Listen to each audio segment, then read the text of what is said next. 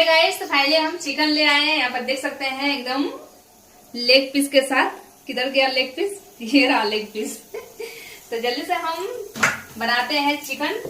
बारिश का मौसम में चिकन खाने में बहुत ही मजा आता है, एकदम मजा आ जाता है बारिश का आनंद लेते हुए। यहाँ पर तेल भी गर्म हो गई कढ़ाई पर, तो जल्दी से इधर हम फटाफट प्याज काट रहे हैं। और ये जो है मुर्गा का पेड़, इसको भी गर्म पानी से एकदम छील के रखे हैं फ्रेश करके।